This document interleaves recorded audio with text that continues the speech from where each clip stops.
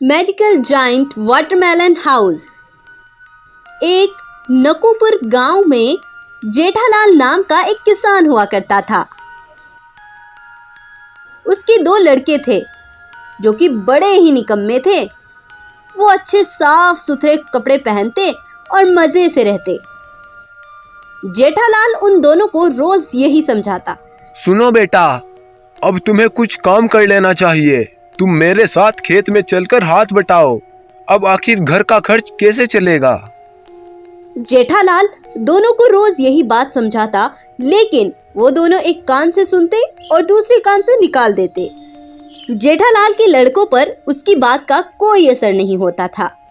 फिर एक दिन अचानक जेठालाल की तबीयत बहुत खराब हुई। उसकी हालत इतनी बिगड़ गई कि वो मृत्यु की घाट उतर गया। तब दोनों भाई बहुत दुखी और परेशान हो गए।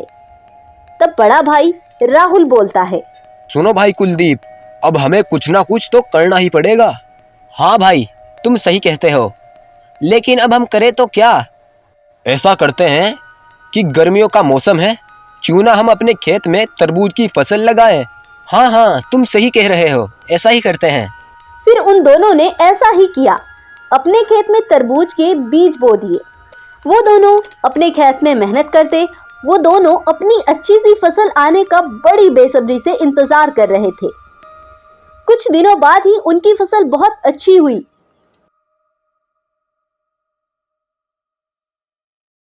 अपनी पहली फसल को इतना अच्छा देख वो दोनों बहुत खुश थे। अरे भाई कुलदीप, अब हम अपनी फसल को कुछ ही दिनों में बाहर शहर बेच आएंगे।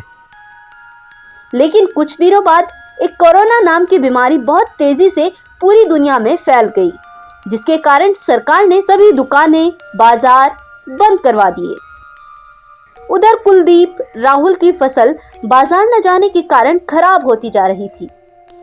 अपनी फसल खराब होते देख वो दोनों बहुत उदास हो गए थे और कुछ ही दिनों में तरबूज की फसल बिल्कुल खराब हो गई थी।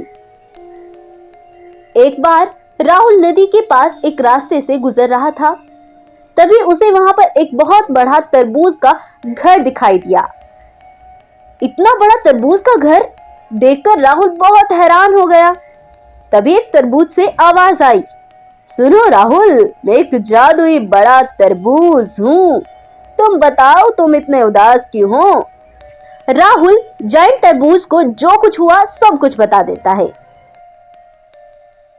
अच्छा, तुम्हारे सारे तरबूज खराब हो गए हैं, तो अगर तुम्हें पैसों की जरूरत है तो तुम मेरे अंदर से कुछ सोना ले जाओ और उसे बेचकर खुशी से रहो।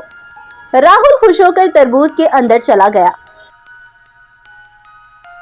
वहां जाकर देखता है तो वहां पर बहुत से सोने के खिलौने दिखाई देते हैं। राहुल उनमें से कुछ सोनों के खिलौनों को लेकर वहां से अपने घर आकर अपने भाई कुलदीप को सब कुछ बताता है। दोनों इस बात से बड़े खुश हो जाते हैं और उन पैसों से अपने खेत को फिर से तरबूज की खेती करते हैं और दोनों बड़ी खुशी खुशी से रहने लगते हैं।